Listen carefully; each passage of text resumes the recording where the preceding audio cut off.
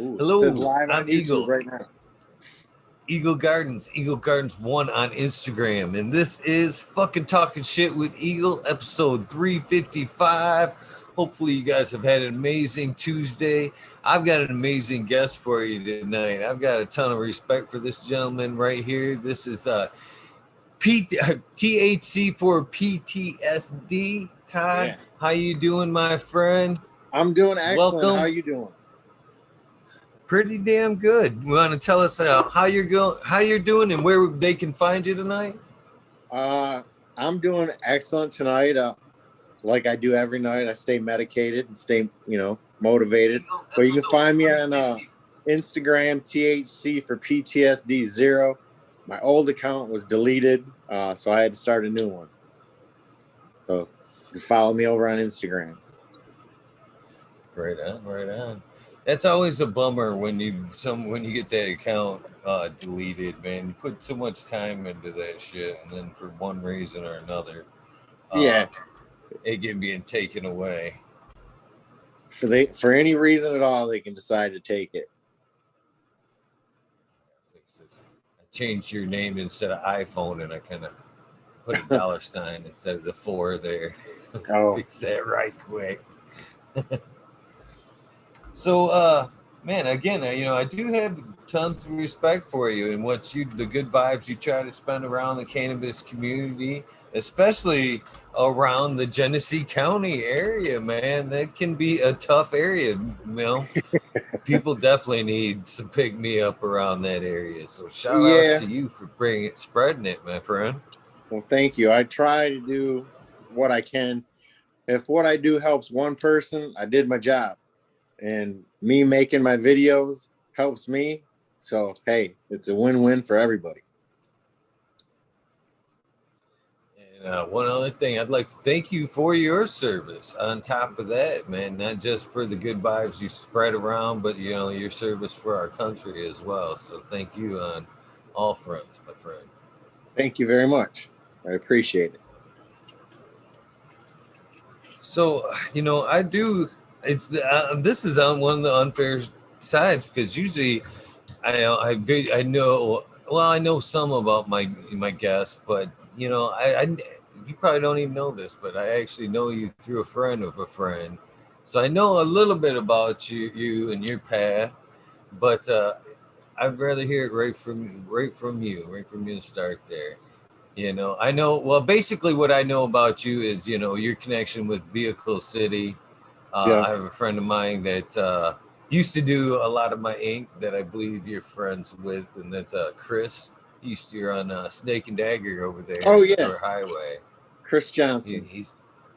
He's laid down some ink for me at one point or another. And when I first started doing this, I mean, long ago, and I just started with the Michigan Bros Grow show, that project I had going at the time. He was like, "You need to go check out my buddy. He's starting this club over there, Vehicle City." And so he was, back when you first started, into that project, he was trying to make me aware of you back then. Yeah, that was almost 5 years ago. Ooh, a long time. Yeah. So I do just a tiny bit of your backstory, but usually we start off right off the get, no secrets hidden. You can if you want. But I asked my first question right off the bat is, when did cannabis come into your life? When was the first time you used this? Very first time that I smoked marijuana, cannabis, weed, the devil's lettuce, I was in 7th grade. My couple of my friends had older brothers that were in high school, and they introduced it to us. And I mean, I didn't smoke a lot in 7th grade, but once I got into high school, I started smoking a lot more. And then when I went in the military, when I got to Germany, I even smoked hash in Germany. So I never really stopped smoking weed ever in my life. Maybe here or there, Other than that, I've been smoking it most of my life, my entire life. Well, that's good news. I'm glad to hear that as somebody that's kind of went down almost well without the military. I've been once it entered my hands, it was stuck. Yeah. It was stuck. I ain't gonna lie to nobody. I've been using it. It's been a staple in my life forever.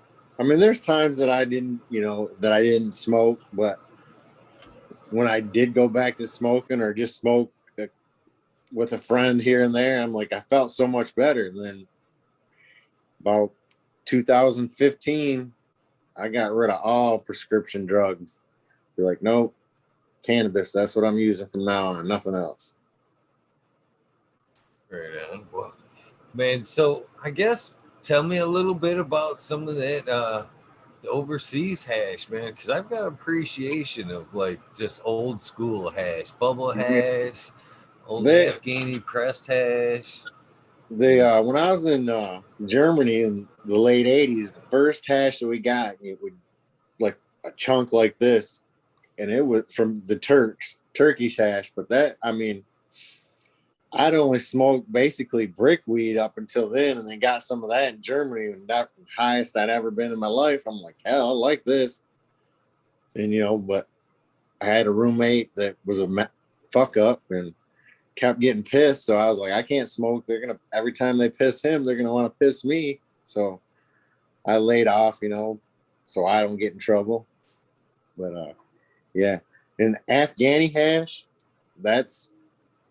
it comes right from the source. I mean, from the fields to the farmer to, man, it's good stuff. I wish I could get some of my hands on that right now. It's so much of a different high of any kind of the extracts, any of the extracts. I don't know, some of this, rosin and stuff we can get is it's tasty, but it's never the full body high as that old kind of hash. Yeah, I don't know what it is they do, their process, but whatever they do, they've been doing it right for hundreds of years. I mean, that's been a staple in their tradition forever. So whatever they do, they need to come here to the States and teach somebody. And do it ourselves. Yes, I actually just did a nice little wash myself and made some bubble hash. And when I make that bubble hash, it's in everything. I'm warming up a worm right now to throw in the middle of it. Yeah, it gets everywhere. I was actually down in your stomping grounds today. I'm up in northern Michigan, a Okay. little bit south of Grayling there. And but I was down visiting my daughter down in Flint today, and stopped into Vehicle City and got some extracts. I make my bubble, but I don't make no extracts. So when I'm in town, I usually pop in there and grab something today. I find. What'd you pick up? Oh man, I grabbed up. Let's see here. Oh, the vendor. Excuse me on the vendors. I'm sorry about that, but I grabbed some nice. This is the hell is this? Oh, this is the cherry fritter, which was really pretty greasy. That was from the first gentleman on the corner to the right. He's usually in that same booth all the time as you walk in, and that is pretty good there. And then I grabbed some biscotti. Oh, some nice looking like saucy type, dads there. Really, really fruity smell. Smells really nice. And then grabbed some fruit punch, which was, and I had some of that earlier. Man, terrible light. Not even doing justice for this. This was super, super tasty. So all of it I enjoyed. Dang. Very happy with my choices. You got to try everybody's to see who's got, sometimes people run them same strains and it comes out totally different between each grower. So always got to try the locals out there. You got to support the local guys anyways. Keep them in business. I agree. They let us support the system, and then they were so quick to cut out the fire. Yeah. Yeah, I don't like to talk bad. I mean, I've yet to go into a dispensary and get fired. It's you just can't find it. I mean, I sadly there's some agree. good stuff, but it's not fire. You get disappointed when you go in there and spend your hard-earned dollars and you get stuff that's like, man, what I spend my money on this for? Just disappoint you. Completely agree. Completely agree. So, so when did cannabis actually move from, like a recreational, type experience to a medical type experience for you? When was that kind of change for you? Probably be late 2015. Got affiliated with some people that had a dispensary, was working with them, learning the actual medical aspects of it. Plus, because I was on so many prescription drugs, pills, I got into some legal issues. And I was like, you know what? When I'm not taking all these pills, I feel much better, but, I can't control my anxiety. So I went cold turkey off everything and just started to smoke and eat edibles, dab. And it was, from 2016 till now, it's only prescription drugs I take. The VA prescribes me is a ibuprofen because I got pins and plates and bad back and all that stuff, and vitamin D. That's all I take, and just smoke, eat edibles, dab, and I can control my pain, my anxiety. The pain never completely goes away, but I feel better smoking than I do taking, a handful of Vicodin, which destroys your liver, and just it's not good for you. That's one thing that I have multiple ways I respect the fight that you're on, my friend. One is that pharmaceutical battle, to be honest with you. I've had a lot of pharmaceutical connections take out a lot of family members, a lot of addiction to Vicodin and just anything they could get their hands on throughout. And it's sad. It's killed almost all of them.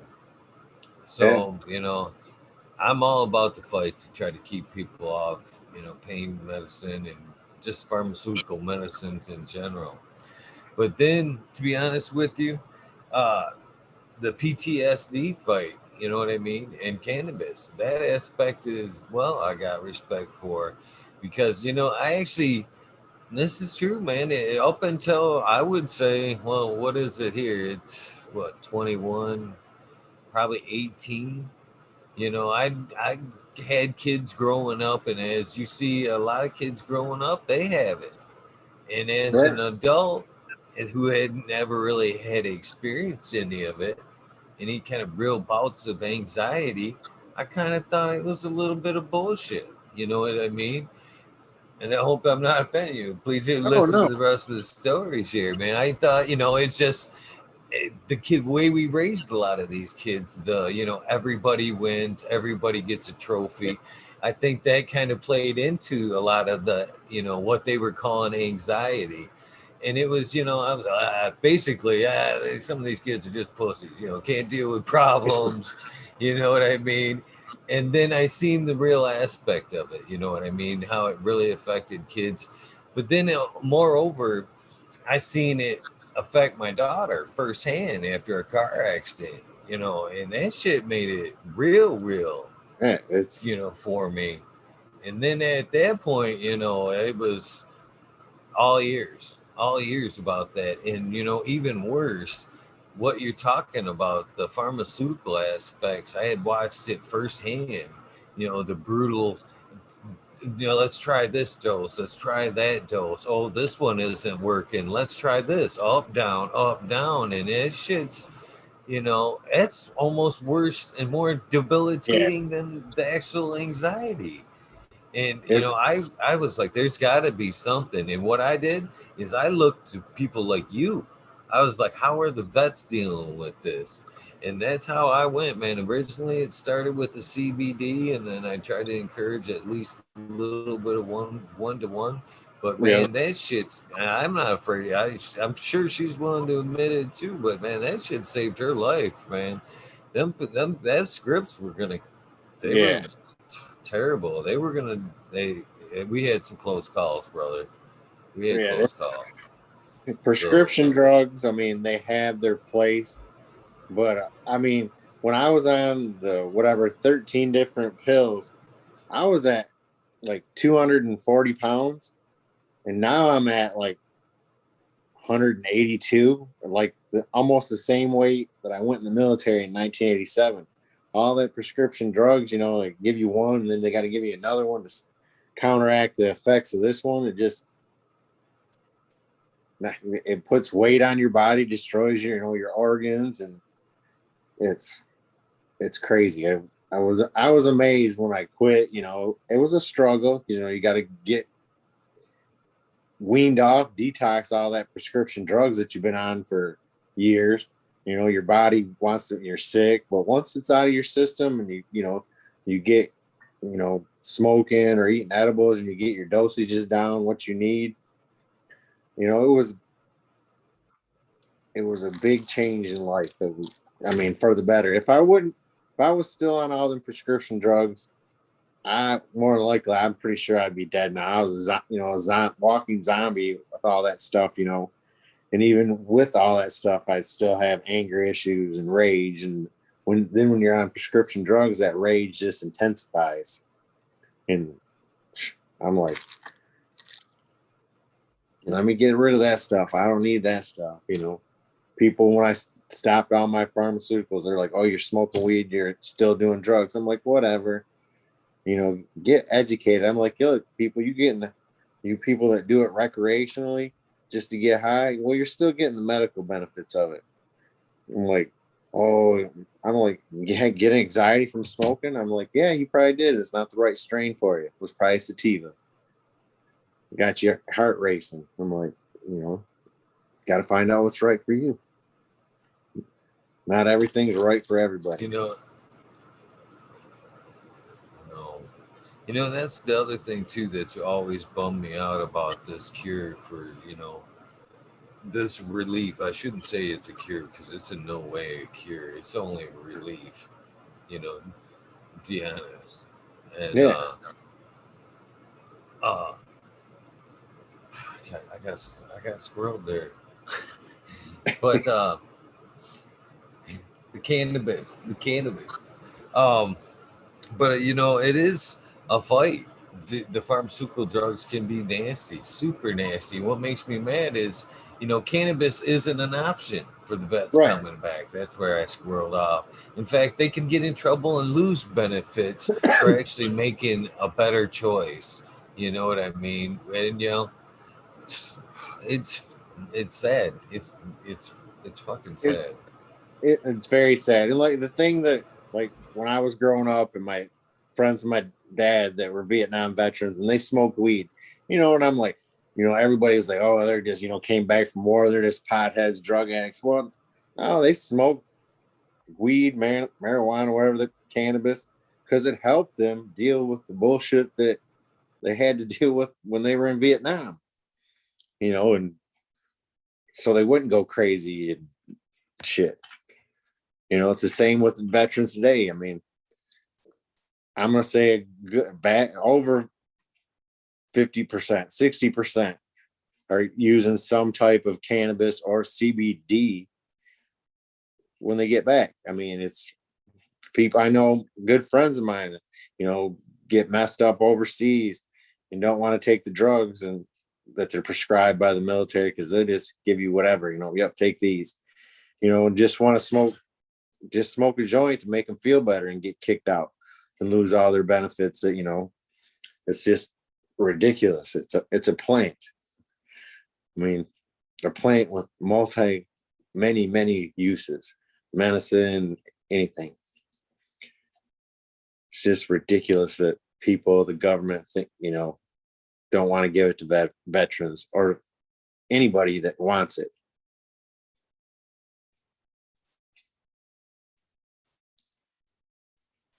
I agree. Here's the fact that I had learned just recently.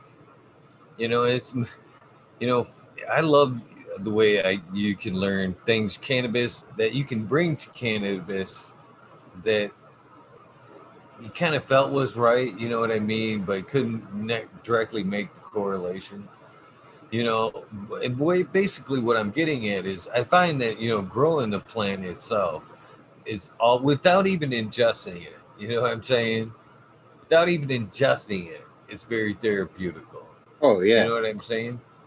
And when I was listening to some books on general gardening, because you can imply that's the one thing I think that's always funny too about people in cannabis. They think that they have to study cannabis. You know what I mean?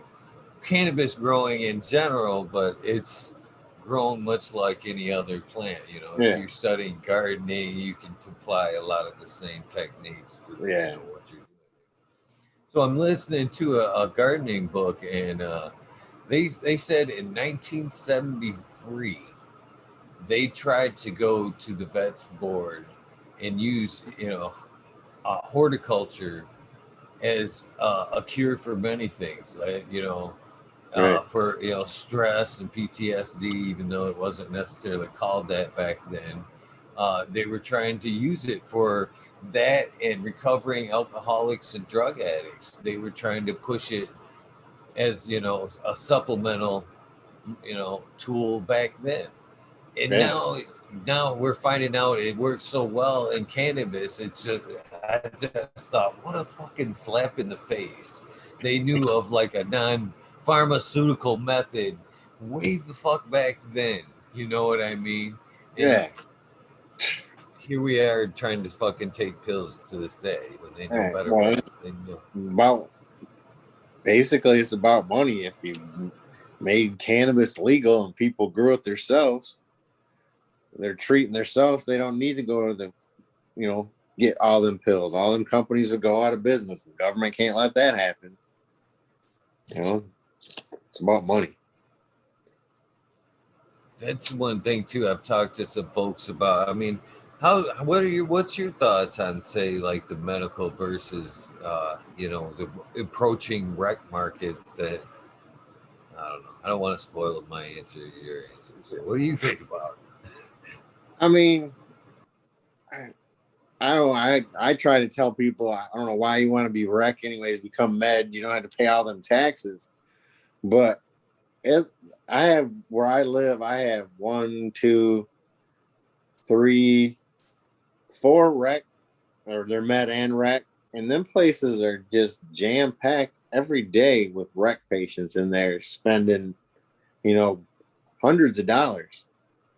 I'm like, and the med patients are going in there and buying the same stuff and paying less, and they don't get that extra tax. And I'm like, med patients, you got more safety, under the law, under Michigan law, not federal law, but Michigan law. Rec, you're kind of out there with your ass hanging in the wind. It's pretty much on your own. You don't have anything behind you other than the rec law. With medical med patients, doctor prescribed this. Doctor's going to go to court with you and explain things. If needed. I don't know if that answered your question or not, but Pretty much. The way I feel the same way. I'm constantly pushing. You need to keep that medical card. You yeah, need to keep that medical card for many reasons. Work protection at work. You know what I mean? I don't think a lot of people have realized that. The difference. You get hurt on a job these days with it being wrecked, you can be treated as like an intoxication, you're right. just like you were drinking. You get hurt on the job and you have a medical card, well, guess what? You have medicine in your system. and you have Yeah. plenty of right to fucking keep your job and fight. Well, if you don't have that and you've got it in your system, well, you're risking it a lot. Yeah. And for Well, that's one, like not when I was still in the military in the Michigan National Guard. I um got my medical card and had them put it in my medical records, and they were like, the day that they were putting in my medical records, they're like, if you need a medical marijuana card because you're in so much pain, you shouldn't be in the military. And I was like, exactly, I shouldn't be in the military, but yet we're getting ready to deploy overseas again, and you guys don't really care. So like when we got back, I never worried about like, oh, they're gonna drug test me. Fine, I got my medical card. I'm like, I don't work for the federal government. I work for the Michigan, and it's legal in Michigan. So I was like, you ain't getting me. This is Michigan. I can have my medical card, and I wanted my medical records for all to be known. I Wasn't think I almost think. Sorry, my friend, I didn't oh, mean to cut all you right. off. Oh, no, you're good. I was just gonna say that I almost think that the massive push, as much as I like to see, cannabis move forward, it being legal from coast to coast, I almost think that the pharmaceutical market has a lot of push in that, just Oh, to kind of quiet the medicine aspect of it. You know what I mean? Because they don't want us fighting on that front. If oh no. if they can shut us up on the medical side, then they can put their money into the rec. They can keep people addicted to their poison, and then they can still put their money into the rec market and kind of cash in on Yeah, both sides. they're getting both sides. Oh, this guy's still taking our prescription pills every day. It's 10 pills, but he's still going to our recreational dispensary and spending $200 a day. Yeah. I don't know how people do it. Go to the dispensary a couple times a week and spend a couple hundred. I'm like, are you guys made of money? I'm like, the money that I do make, I enjoy keeping it. I'm not gonna go and spend whatever $80 for a quarter when we know we can go places like Vehicle City and get it for half of that and better quality. I mean, I'm like,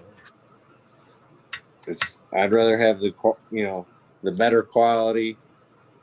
Actually know the person that grew what I'm smoking, that took pride in their work. And there's still some people out there that are just in it for the money, and you know them people. You can tell by what they grow, their quality of product. Sadly, that is true. And I've seen that. I've been in a lot of those clubs. Throughout the guys. Them are always the guys that are walking back and forth, pacing, looking at their watch. Pretty much, you're either buying or you can just stop. You know what I Right. mean? That's Yeah. that's always breaks my heart. I've always enjoyed the guys that here, smell it. No, smell it. Yeah. They don't even want you to walk away before you did at least Yeah. tried to smell it or took a look of what they've got. They're proud of what's there. You know what I'm Yeah. saying? Look at this. Sometimes when they do that, you look at that and get that smell and be like, damn, this is pretty good. Let me look at this a little more. You know, but you got them other ones, they don't care. You know, oh, you don't no, you don't want to go to the next person. I'm like, look, I just want to look. I'm like, I'm not spending my money with the first person I look at. I'm like, you're not just like buying a car. You're not. I look at this when I'm buying it. I want to look and see what everybody's got. If when I go to them places, it's not like I'm just purchasing one thing. I'm going there to get multiple things from multiple people, get a variety. You know, why would I want to buy the same flower from the same person every time I went in someplace? Well, you never know what other people have, what other good strains are out there. I enjoy trying other people's meds. If it's good grower, I enjoy it, and I love to get feedback on it. And I'll be honest with them. Like, there's a commercial grow around the corner from my house that they They come over, hang out with me. He's a veteran. And he'll bring me flower that they grow in that commercial grow. And I've told him, I'm like, look, I understand you're their master grower, head grower, everything, and you have to do what they say. I said, but you don't even buy this stuff to smoke. Why would you give it to me to smoke? If you're going to the clubs and getting it, not getting it from the dispensary that you grow for, you don't want to smoke your own product. What makes you think I want to smoke it if you're not going to smoke it? And that's a commercial grow.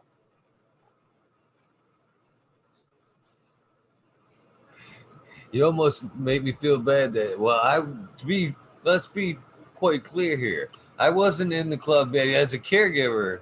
I was only in the club today getting dabbables products that I don't make. I make bubble hash and other things, but I got to draw the line at somewhere. Being a full-time caregiver, you're the transplanter, you're the water, you're the trimmer, you're everything, and you can only. I can't. I don't have time to do heavy bubble. I'm happy with my bubble. Rosin, sauce. I'll go to Vehicle City where I can pick some up at good stuff. Save me the time. I applaud them caregivers. It's the caregivers that really care, that do it all. They make their, they grow it, they extract it, they make their edibles, they do everything. I'm like, them guys kick ass. And then they go and sit in the clubs for 6 to 8 hours a day to take care of the patients. Them are the one. I mean, they're the ones that are about the community and taking care of it. They're more of a craft growers. They're not huge growers. They do everything, and everything is pretty good from all of them. If they take pride in their work. That's what I'm afraid that we're gonna spin out of control, especially with fucking High Times. High Times is the perfect example of the fucking clusterfuck that's coming, and that's for real. That latest announcement, and again, I have one daughter, one of my daughters that does work for High Times, and now I'm almost like, you know what I mean?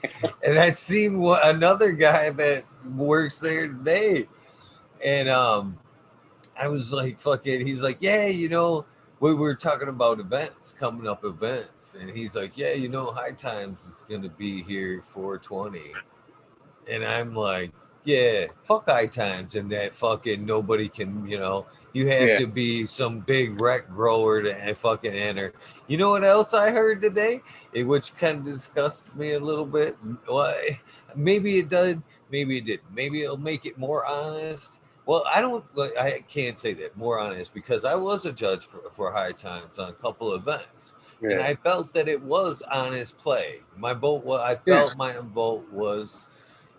discreet and honest. The way things were presented to me, I couldn't really, go, oh, this was, for girlies, you know what I mean? I couldn't distinguish one from the other, you know what I mean? So I felt it was a very fair process. But this time around, I was told that no more were the judges picked, you know what I mean, selected. You could buy your judging kit. You just go up and pay a certain amount of money, and you can buy a kit, and fucking now you're a judge. You know what I mean? And so with that being said, what's the stop? What stopped the here's my employees. Go get kits, guys. Go get kits. You know what I mean? I have one company buy up a bunch of judge kits, and of course they're gonna know what's theirs. So like, you vote for this one,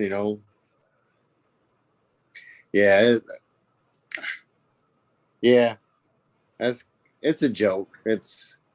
I hate to say it, it's a money grab for them, really. I mean, because the growers are paying them to put their product in, and they have to give them product so that they can make judge kits. Well, so then High Times is turning around and selling the judge kits, the product that they got for free. I'm like, it doesn't seem fair to me. for the, I never even considered that aspect of it. They pay the high dollar to even get in, and then they turn around and make money off the entrance like that. I never even considered that aspect. Yeah, you paid them to put your stuff in there, and then they're turning around and selling it as a judge kit and making whatever, how much money they're going to make, how many judge kits they're going to sell. I mean, the last time I judged indica flower, and it was over 40 different samples that I had to, judge. And I can only imagine now that it's going to be bigger. I'm like, especially with the hybrid category, hybrids, there's going to be a ton of them, people entering pretty much everything's a hybrid nowadays. But yeah, paying, like when they still had the events at Auto City, you paid $1,000 for your booth. Well, then you got a discount on if you wanted to enter, which was cost you $500 to enter one thing. If you wanted to enter a flower, well, if you wanted to enter, concentrate, it cost you more money. So some of them vendors were paying $3,000-$4,000 just in entries. I mean, like, plus the product that at that time High Times was just given away to for the judges. Now they're doubling up on it. Just doesn't seem fair. Let's not forget the mandatory swag. The mandatory swag for every booth. So High Times looks good about all the freebies that were given away that day. Yeah. Can't forget about that. Yeah, some of that stuff they give away for free, didn't last long. Fall apart on you. Bags and frisbees and umbrellas and whatever else they could figure out to mass produce. Lanyards. Everybody had a lanyard. I mean, that was probably the cheapest thing to get made, probably. That was a good cup, by the way. That was the year what Wycliffe John played. And that was I didn't think that was I kind of again, I always think we gotta get, fucked a little bit on the musical guests here in fucking Michigan when it comes to the High Times. We had some decent ones, but you look across the country and they've nailed. But Wycliffe John, I didn't think that was one right there. I was like, but man, that turned out to be. I've actually still got pictures on this computer of that night. Yeah, that turned out to be an awesome night. Yeah, I got pictures from that cup of him because he came right out into the crowd, jumped the barrier, and was out there with everybody right in the crowd. I'm like, that was probably what I mean. That was the first Michigan Cup at Auto City, but that was probably the best cup. I mean, was because it was the first one. Wasn't as big. I mean, it was packed. There was tons of people there, but the music was probably was the best. Everything about that night, like I said, I've still got pictures. It'd probably take me just a few minutes, but I won't go there. I'll pull up that night. It was picturesque, man. It was, man. It had that like orange sky, all the lanterns going off, and Wycliffe, like you said, coming out. I've got videos from that night, and again, you and I both know we were there. It couldn't have been maybe 200-300 tops. I mean, that's tops there at throughout the peak. And I've got pictures. Well, I will wonder at some I'm like right up there close to the stage. We're right close to him when he's out there. And then I've got ones that were like more from the start, you know what I mean? When I'm like standing back against the racetrack wall and it was set down in there. Yeah. I'm sitting there with my phone and you can just see the fucking smoke. I mean, it's literally, it ain't just like little things of smoke. It's like one white cloud just lifting off the crowd. Like everybody's exhaling at once. It's just woof, woof. And it's just fun to watch. You knew fucking people were throwing down. But that was a fucking awesome day, man. It was. That was a good one. I mean, they all have been fairly good, but you know, like you said, some of our musical wasn't the greatest. I mean, I, I, I guess people like Melissa Etheridge. I don't know. I don't. I mean, what that was one like, man, why nobody that's really in the there's older people in the community. What you know, a few people probably like that, but a majority of the community don't want to see that. You know, and you You know, I guess I can say this because I am going to eat it towards the end of the story a little bit, okay? But I was right there with you on that one. I was fucking, ready to. I'm fucking sitting there. I've got my digital tickets in the cart. You know what I mean? And I'm patiently waiting for High Times to announce the musical guest. It's like hours away, and they announced Melissa Etheridge. And I'm like, because I'm like, mother, and I'm fucking pissed, man. I'm like, motherfucker. And they put up like a picture of it. I'm like, Ozzy Osbourne? Hell yeah. And it was like a bad picture. And I actually went on and on a little bit on their page about that shit. And I was a judge that year. And I got to thinking about that shit. I'm like, holy shit, man. I hope they fucking don't realize I'm fucking talking smack on their page and I'm a fucking judge. But they seem to never take any toll. But you know what? I was surprised, again, not a Melissa Etheridge fan per se, but I give her a little bit of credit because, all in all, she put on a decent yeah, show. And what I was amazed about it was she was the one man team, and she would get things going and kind of create that loop and then play the guitar. And as yeah. for a musician, a one man person or one lady band, it wasn't a bad It show wasn't for all that. But it, for all that. I mean, I talked a lot of shit too. It wasn't that bad. I was like, hey, this isn't bad. I'm like, not that I would ever pay to go see her, but hey, I'm here. It's not bad. Can deal with it. yeah. So I did give them, what I did. I hated it a little bit in the end. It wasn't horrible, but it wasn't what I might have been my first pick, but it was a decent show. Yeah. I mean, honestly, they've had good performers, but nothing that, I shouldn't say a lot of people wanted to see them, but not the ones that I'd want to see. I mean, like, yeah, I like rap. I listen to all genres of music, but man, give us some rock and roll, something like, and they don't. I mean, rap. No, man, we need some rock and roll. Like, we're from Michigan. Bob Seger, Kid Rock. I mean, Grand Funk Railroad. Somebody should want to perform.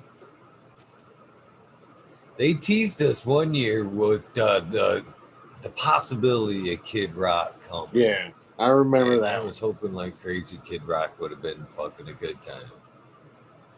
Yeah, it would have been. We didn't get it. Hey. That could have even been the Melissa Etheridge year, to be honest with you, because that might even have been in the comparison list because I can see that, the long blonde hair. Me saying something like Kid Rock looks like shit. You know what I mean?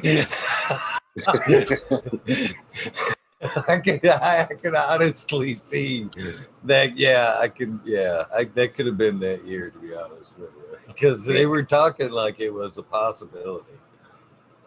It would have been nice. I don't see us having another High Times event like we used to have. I mean, it'd be nice, not for the community to get out. I mean, but I don't see it happening. I see a lot of smaller events happening here, and then coming up, and then this spring, this summer, and the fall. I see a lot of little events popping up, and I'm hoping. Well, I shouldn't say hope. I know there is a couple of 420 events coming up. One's actually a big 420 event. I've heard rumors. I've heard some rumors of some pretty good ones happening myself. I know I'm attending. I'm gonna be attending at least. I'm one. gonna be I'm gonna be attending one that's gonna be in southern Michigan for 2 days of a 2-day event. Should be very interesting. We may just see each other there. Probably. We'll be. Well, I don't know how much I'll be at the booth. I don't know how much I'll be helping the guys vend, but I'll be there doing something. I always show up at the events with the guys and hang out, get them all set up. And then I didn't go out and walk around unless it's when we first get there. I was like, well, everybody come by. Then I'm gonna go out and see the people that I know. But I'm ready for events.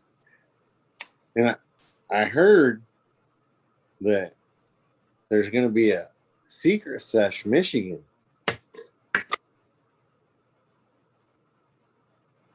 No. Yes. They don't have the well, now that it's actually a licensed, I don't know, company, entity, or whatever it is, Secret Sesh Michigan, that they'll be able to have licensed events, which I don't know how that would work. If it's a licensed event, what dispensary's going to only ones be able to go and vend? Well, I don't want dispensary meds. I want caregiver meds. I want the good stuff. I just want to be able to go to events and hang out with like-minded individuals, family, friends, meet new people, and just have a good time. I never, in my whole going to cannabis events, I've never seen a fight at a cannabis event. No arguments, no nothing. It's a wonderful thing. I think we have more than most states here, man. We love our cannabis events here in Michigan, I'm just hoping, we've had, like I said, I'm up here in northern Michigan, and we've had, last couple of years, we've tried to, kick off, like camping events. I was talking about that this morning. I've been to a couple up at Bigfoot Lodge there in Lorene or Lazarine. I always mess that shit up. Right, But, wherever. I know what you're talking about. That's fucking such an awesome atmosphere in the middle of fucking nowhere. And I'm very much on record as saying, man, I honestly thought, what a fucking cool idea to just be able to rent a fucking pretty much camp spot for the fucking same price you're pretty much going to park it. You know what I mean? Drive right into your crash spot, basically, if you need it. Fucking, and it was the cool part to, go hang out, do whatever, and then just be able to go back to your ride, your tent, your whatever, hang out and fucking eat a sandwich, do whatever, hang out with new friends with not in the music zone. But when after it got dark, after the fire dance, all that, when people kind of gravitated back to the campgrounds with the fucking fires going and every fucking lot burning down, and you could hear people just having a genuine, connection and good time. That was fucking awesome. That's what it's about right there, man. All about that vibe, getting that good vibe going. And then when you get that vibe going with a few people, it just spreads to everybody else.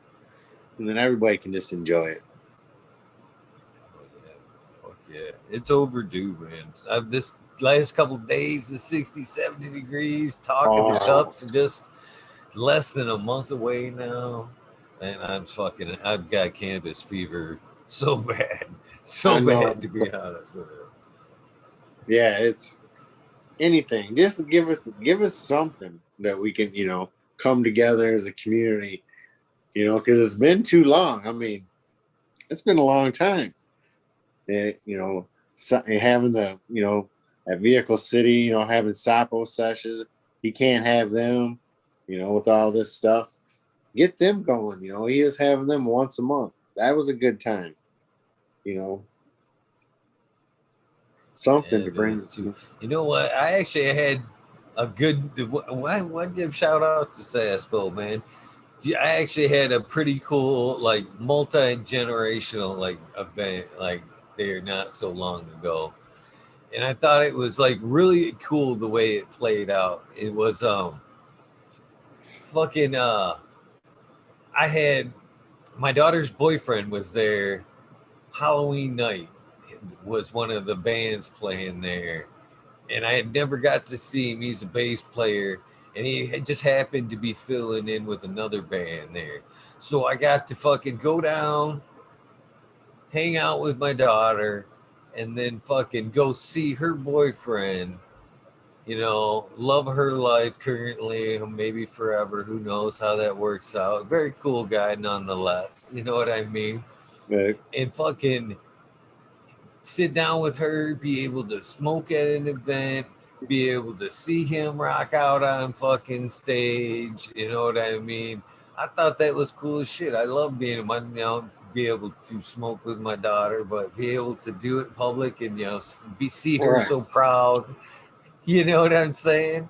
Well, it was a fucking awesome night, man. I stocked up on some awesome fucking edibles, man. We had fucking, it was a great night, man. It was rushed home for the show, rushed home to do this, still made it in time. You know, actually, I started the show from there, to be honest with you, because I went, I had Smiley's Gardens was backing me up that night so I could go down and spend some time with my oldest daughter and make that happen. And I went in the bathroom and I'm like talking to my other daughter who's in chat right now, Lexi. I'm like talking her through the Zoom. You know what I mean? Do this, do that. You know, let Smiley in, let the guest in, hit the live button, and you know, we're all good. Cool. And fucking hang up with her, and I like check out the YouTube, and it's on, and then I go right back to hanging out with my daughter and fucking having a good time. And it was all in all a fucking awesome night, man. Vehicle City, they do when they have their events, they do some good ones. I've yeah, I miss those events. Not I shouldn't say the events. I miss the people. Because I mean the events to get everybody together, but it's more about seeing people that you haven't seen. And the only time you get to see them is at an event. You know, which when we have the events, you get to see people at least once a month. Well, now it's been over a year since people have been able to really get together at an event. Hopefully that all ends soon. Real soon. Wow, we both know it's days away. It's days away before we get to go hang out. I'm stoked. Me too. Do you grow? I mean, can you tell me about a little bit about some growing? You want to talk about that? Yay, nay? I don't grow any longer because where I live at, I mean, I grow outdoors, but that's growing outdoors is totally different than indoors. But I used to grow. I do miss it. I mean, it's a pain in the butt, but you know, it was very thick. I mean, because I used to go start my day in the morning going to the grow, you know, water, plucking leaves, clean, you know, doing whatever, and that was therapeutic. I'm in a room, just me and plants, fans blowing, no one to bother me, you know, listen to some music, you know. Plants love the music, and they might not particularly care for what I was listening to at the time, but I'd make them, I'd force them to listen to it. But it's very therapeutic. I mean, growing it, you know, there's master growers out there, you know, but if you're a grower, you're always, you know, on that learning curve. You know, your plants can take a turn for, you know, overnight. You might not have a bug in your room. Next morning you come in, you got some bugs. You know, so you're always learning something. You're never a master at growing per se. I mean, there's every strain's different. Every strain grows different. You know, it's just it's a job, but it's therapeutic, and you know, it's very enjoyable. I I know a I'm not sure exactly what his age is. I met him a couple years ago. He's in his 70s, and he grows. He doesn't smoke, but he grows just because he likes to grow, and he enjoys how the plant grows, and it's therapeutic to him. So he grows just to grow, and you know, every once in a while he'd be like, "Hey, I want to come bring you some stuff that I grew," you know, and I'm like, "You grow this?" And you know, he's like, "Yeah, I've never smoked in my life. Just I like to grow. Michigan could grow marijuana. I seen it one time. I figured I should grow it. It looked pretty." I'm like, "Well, you do an awesome job. Keep it up." He's like, "Huh? Gonna do it till I die." I'm like, "Well, perfect. Hope we don't die anytime soon, but keep up the good work." And just like him, he's like, he's wow, 2 or 3 year old grower. He's still, I mean, learns, on that learning curve. You know, that's another reason why I don't grow. I mean, right now, if I had a place to grow, I would grow. Not a lot of plants, just enough therapeutically that I could go in and maintain it, in 2 or 3 hours in a day. And it's not going to produce enough for me to, have some extra smoke around. But I would just do it, get back into it for the therapeutic aspect. It's my time, my space. No one mess with me.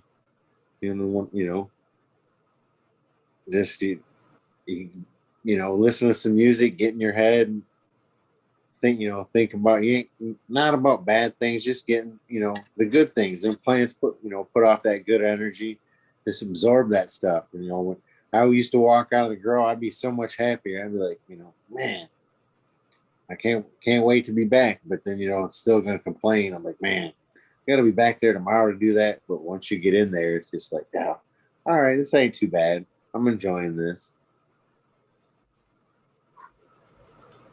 So what are you smoking on tonight, man? You've been smoking fatty. I know it's gotta be something good. What you got over there? I am smoking on some ice cream cake. It is actually, we have in the people that we grow, my friends that grow, we have two different phenos of ice cream cake. This one, I'm pretty sure, is the Black Sheep Farms out of California. They're cut about uh, 2, maybe 3 years ago. They came to Michigan and did a class in Ann Arbor for 2 days on growing. Had some uh, bug people. I don't know what they do, microbiologists or whatever, teaching about living soil and all this stuff. And the people that went to this class paid. I went, but I didn't pay no money. I got invited because they liked what I do. But $2,500 for a 2-day class, and they got 50 clones. So I went. They were like, "What clones do you want?" I'm like, "I don't want all that. We got an ice cream cake and a Sunday driver." So that's what right now, ice cream cake I smoke a lot of. And I wish, and once we get it in, I'm gonna have to get with you to get you some our Go-Gurt, which it's not a heavy high like ice cream cake is a heavy high. Ice cream or Go-Gurt is like that. You can smoke it all day if you had it, could afford it to smoke it all day. It's just that nice, smooth, mellow high. You're just that perfect mellow. And I can't do any of that sativa stuff. I don't like to be bouncing off no walls.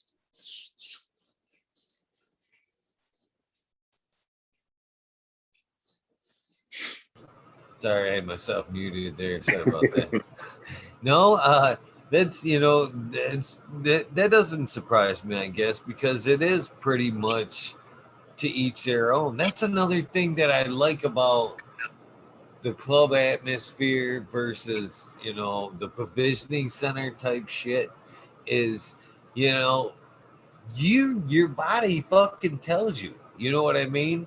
It's not necessarily eventually as you learn, sativa, indica, but sometimes your nose tells you. You know what I mean? You just get it Yeah. from the jar right off the nose.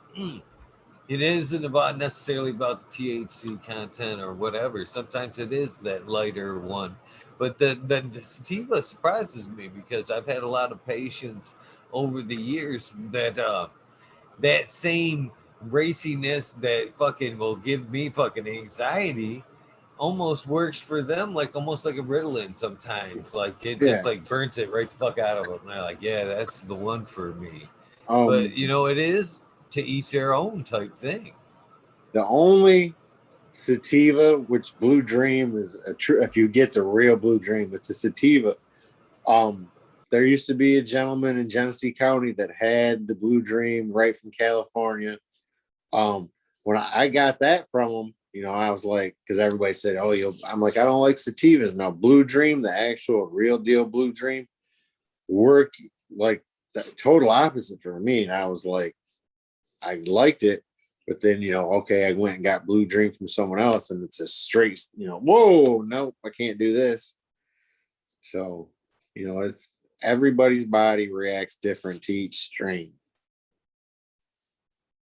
or should technically.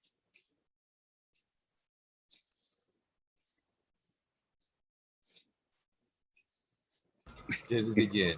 With that being said, is there some in particular strains that that help with you find that do help with pains or PTSD? Um, PTSD. I always fuck that up.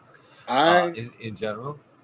if I can get it, which I don't know if you're familiar with Seed Pack, they're a breeder seed company here in Michigan. You probably know them. They bred a strain particularly for veterans. It's called Chaos, and another one called Chaos Ghost. They're crosses. Them right there, and I'll say this to this day. I mean, it doesn't come around much, but when it does, I make sure I get it. It's I don't even know how to. The only way I can explain the effects of it is euphoric. Like you're happy as can be. The first time I shared it with people, they were like, and there was like 5 or 6 of us, and they were like, "Man, what's this?" And I told them, and everybody wanted it at that time, but it's hard to come by now. I do have some seeds of it that I need to get to some of our growers so they can start growing it again.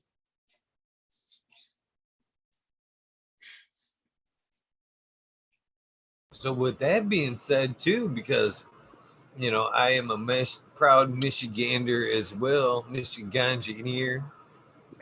You want to shout out some of your favorite breeders, local breeders, maybe some some of your favorite growers that are around. No harm in that, man. Yeah, I got no the problems or quorums. probably Giving people props. my favorite breeder and grower right now, and is 710 Savant Sean. He I mean, multiple cup winner. Now he's gonna have a commercial grow. He his everything that he grows, and it's always top notch. He puts his heart and soul into all of it, even into his extracts. And I have some of his extracts, which the lighting in here is terrible too. That's some of the ice cream cake that I got from Black Sheep Farms. He's going to be growing that cut in his commercial grow when they get up and running.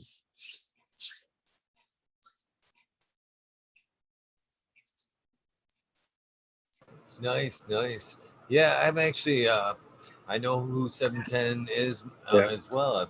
Met him a few times around in Vehicle City, and as well as funny connection. One of the same daughters there uh, hangs out with or she was kind of hitched to, whatever you want to say, to another that works a lot with Sean or 710 there. They Ahab on Instagram, or Josh, who takes a lot of pictures, hangs out Yeah. quite a bit there. But I can't think of what his name yeah, is. yeah, but I'm he's made me aware of 710 now for quite a bit, and I've had tried a lot of his work too. So yeah, I agree. He and I mean, his commercial grow. It's built. Things are going. Just no product into the system, but I mean, I've been in a lot of commercial grows, and it's a big room with hundreds of plants. Well, their commercial grow, they have small rooms. They're only doing 24 plant rooms, so you still get that craft, that quality that he's always have. You're still going to get it in the commercial grow. He's not going to have 500 plants in a room trying to take care of them. They have multiple 24 plant grow rooms, so much more manageable for a person to take care of. Where you get that nice quality meds still that we came to love and enjoy.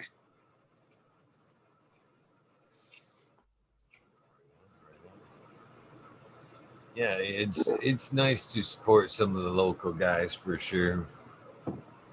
Absolutely. I try to support as much local people as I can. Even I shouldn't just say local here in Michigan. There's wow, a lot of the good growers. I mean, they're still out there, but they worked for a lot of the dispensaries that are no longer open because of the laws.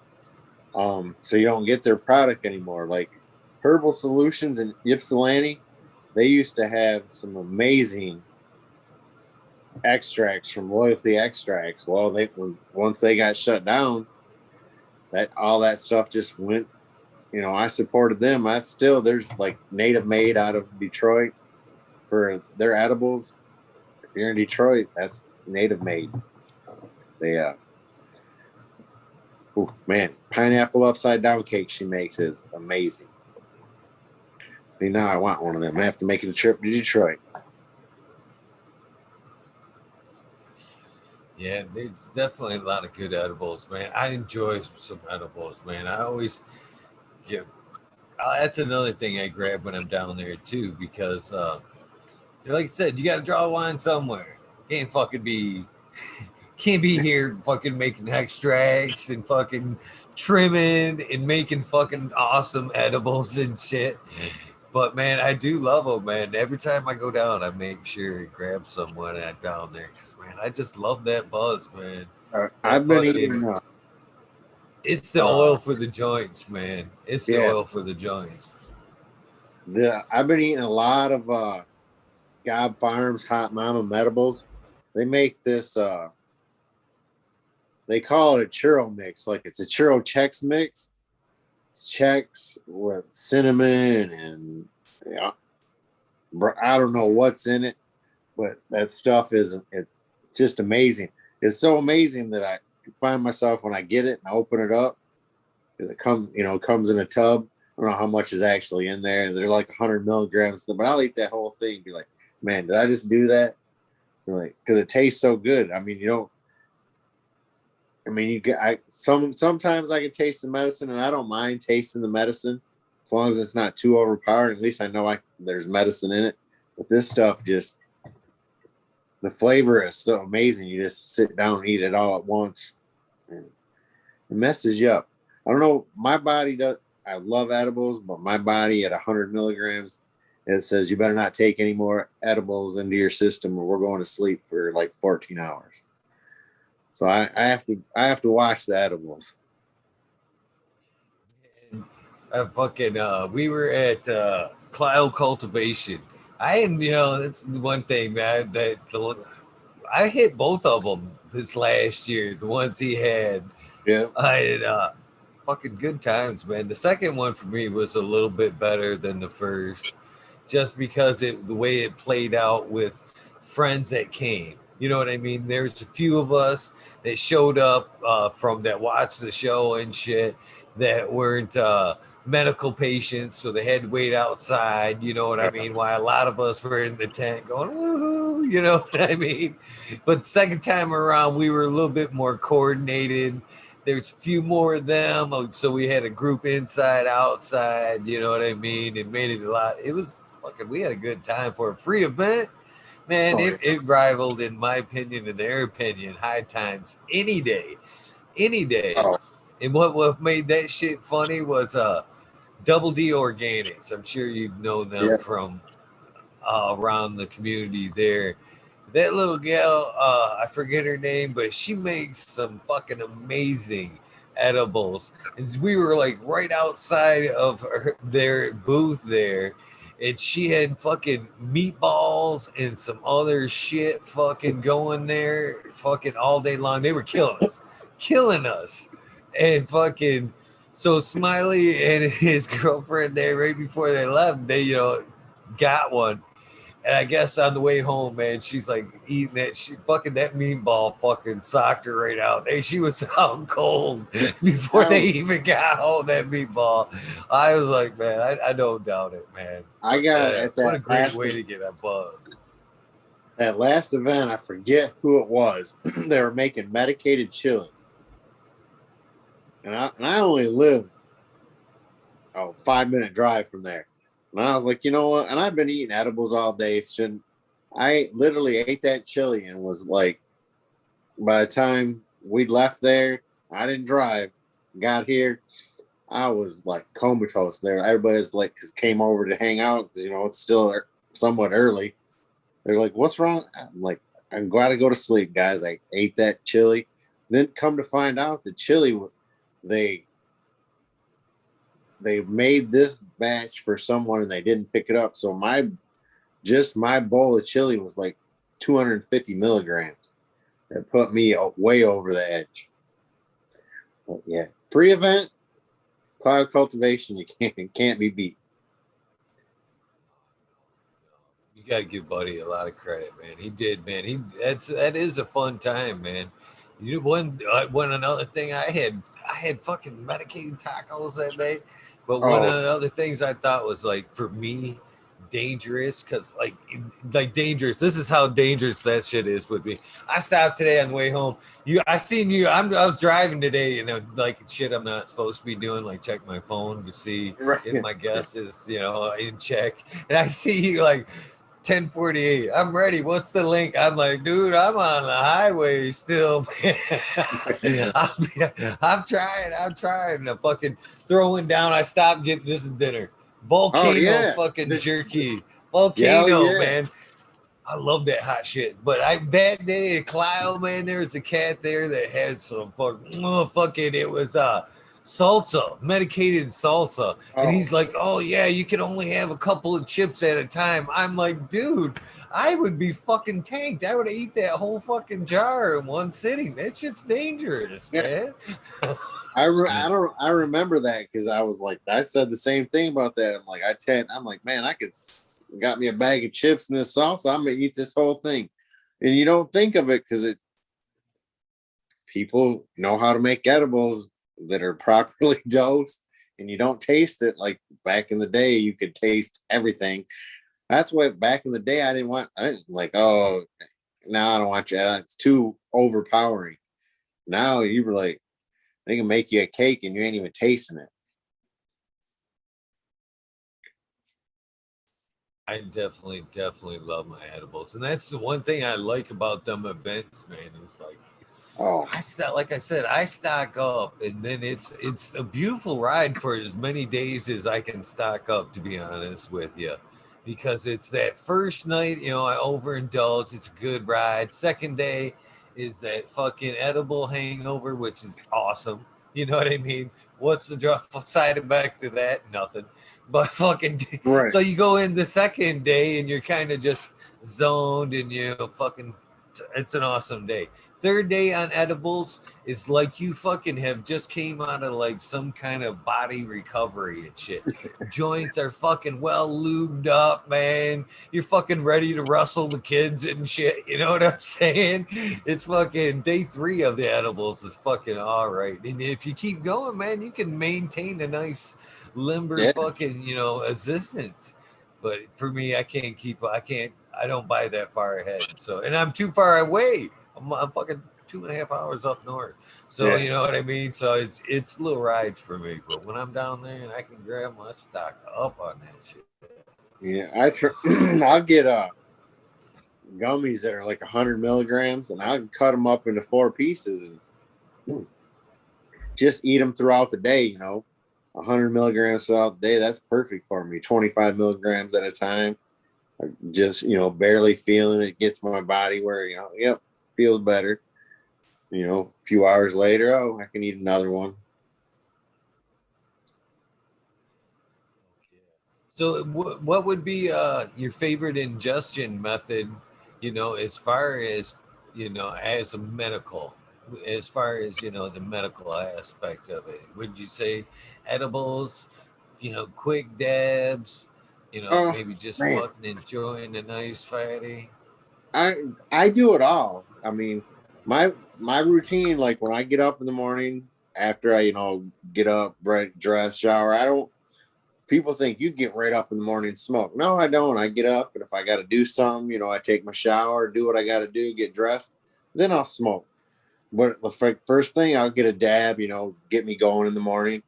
Then I'll, you know, roll a backwood. And if I got an edible, you know, I'll eat a little edible. But, you know, if I could just eat edibles all day, you know, and not gain a ton of weight, I'd eat edibles. You know, if I could drink it in a Kool-Aid or a tea and have, you know, I mean, really, you can medicate anything. So I could have medicated tacos, medicated salsa. You know, but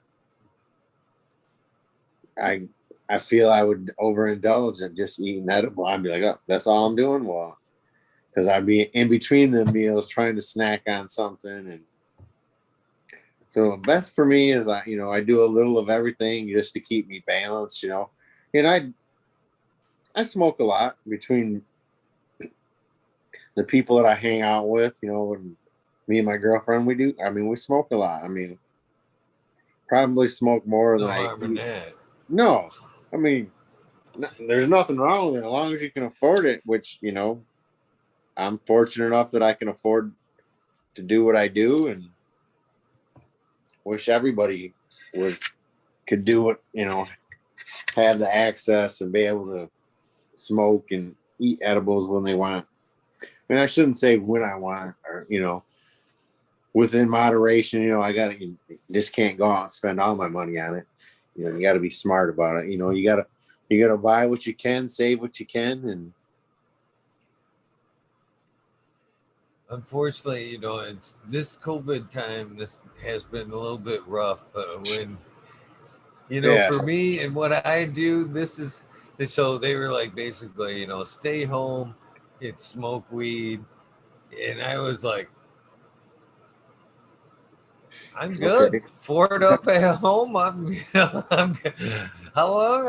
I'm kind of all right. I couldn't think of a better place to be trapped up and locked up as sitting right here in this room. You know, I was like, this is cool. right. I can maintain. I can maintain. So you know, yeah, that was another thing that was awesome to see out of that. Did you ever in your all your days think, you know, from, you know, you'll never amount to nothing for cannabis, potheads are lazy, to you're essential, everybody should be smoking this? Did you ever think that day would fucking come? Because I didn't. Now, yeah, that's the big, like when they said, you know, that they shut lockdown last year, but dispensaries and that stuff were essential. I was like, did the Michigan government just say that smoking weed is essential? Because that's what it meant to me. if dispensary workers were essential, that it was essential that everybody should be smoking weed. But no, not everybody took it that way. They should have. Government said it. That's an essential worker. That means it's essential that you go in there and buy that and smoke it because they have to be there. It's crazy. Never in my day. Why isn't somebody fucking making that T-shirt with that big old pot leaf with like that banner through it that says essential? You know what I mean? Everybody needs to be supporting that shirt. Right? Yeah, shit. Yeah, somebody make them shirts. I'd buy one. I'd wear the shit out of it. That's another thing that I miss about big cannabis events is the free gear too. I mean, like, I'd leave it with 7 to 10 shirts from different companies now. You don't have to buy clothes; you get free shirts. I miss that. And you're supporting your buddies. Yeah, right. I'd love that shit too. If people give me stuff, it's great. I'm like, I'll still buy stuff from you because I'd rather. Oh, you gave me a shirt. Okay, I'm gonna buy something from you. Shit, because I'm gonna support you. That's like when I, support people. This person the T-shirts they give away aren't free. So if you got it, they gave you something free. Go and spend. If you got a little money, go spend it with them. Let them make their money back on that shirt that they just gave you, or a portion of their money back that they just get, on that free shirt. I agree. I do the same thing because I'm there. You know what I mean? I actually fucking buying the slabs and shit like that. So when I go to events and shit like that, I love slabs. I actually go from booth to booth to booth. I've grabbed slabs for you. I've grabbed slabs from your table, brother. I know somewhere on this hood. I bet if I walk down this hood, I know I got one of your slabs on one of my hoods. I know I do. Speaking of one of them slabs, it's right down there. To be honest with you, yeah, it's on hood number 4. Hood number 4. I had, so I don't even pull them things unless I have intentions on supporting it or putting it up because I know them things are like fucking 20 cents a piece. You know what I mean? Yeah. They cost, so I don't pull one unless I plan on supporting that shit. The best place that I've seen, I mean, I've seen my slaps everywhere. Yesterday, I got a picture sent to me from a realtor that was showing a house, and on the door, their side door going into the house, on the door on the window was my slap. He took a picture of that. He's like, look, he's like, I don't know who lives here or lives here. He said, obviously they know you. I was like, well, good for them. I was like, I like to see that. I like to see it. Sure. Get people. I get people slaps. I always keep some for me. But I always if I get extras, I always put them in a bag. And then when I do a giveaway, I give them away so other people can get them. Like, hey, who's this? Go check them out. It's and you never know where you give slaps to, where they're going to end up at. They end up in some strange places. They do. Shit, man, I've sent them all over. Since I've started this thing, man. I've sent slabs and allegedly seeds. Allegedly. They're novelty. Who's to say if that's true? Who's to say if that's true or not? To like Australia, Germany, the UK, everywhere, man. I've seen them fuckers pop up, and it's like, what I can't, it makes me smile every time I see one pop up. Like, it's like, no shit, all the way over there. It's fucking badass. People, I like that when people tag me, like, look at you, even if it's in Michigan or someplace. I was in Florida. Oh, it's been 2 years ago. We were walking out of this place, and I go and walking through the parking lot, and I walked by this truck. I stopped. I was like, my sticker is on this truck. And so I was like, maybe somebody from Michigan. walk around. It was a Florida license plate. I stuck around trying to see because it was at a restaurant. Hoping people would come out. The people never come out. I was like, well, hell, we in Orlando, Florida. Somebody got my sticker. That's amazing. What is? I'm actually, I almost want to fucking take the picture because I know that motherfucker's up there, and I don't want you to think I'm just bullshitting you. Because I know I'm absolutely 100. I'm 110% that I know I've got one of your slabs up there. 110% positive. 110%, bro. I got to get some more slaps made. Start shipping them out again. Man, people love slabs. I love slabs, man, and it's a great way to fucking remember some of the people that you meet along these. When we talk about these events and meeting cool motherfuckers, it's nice to walk away with that slap to go, man, that was a cool ass dude. Yeah. You know what I mean? Yeah, it's slap. I mean, yeah, I've been into slaps before the cannabis community. Like when I had my tattoo shop. Tattoo artists get slaps done. You go to a tattoo convention. I'm like, I got somewhere in my house. I don't know where it's at. I have a trash can that I was bored and had hundreds of slaps. I slapped the whole trash can with nothing but tattoo slaps and then cannabis slaps. I mean, the whole thing. I don't know where it's at. I don't use it anymore. It's just kind of like an art piece. Looks cool.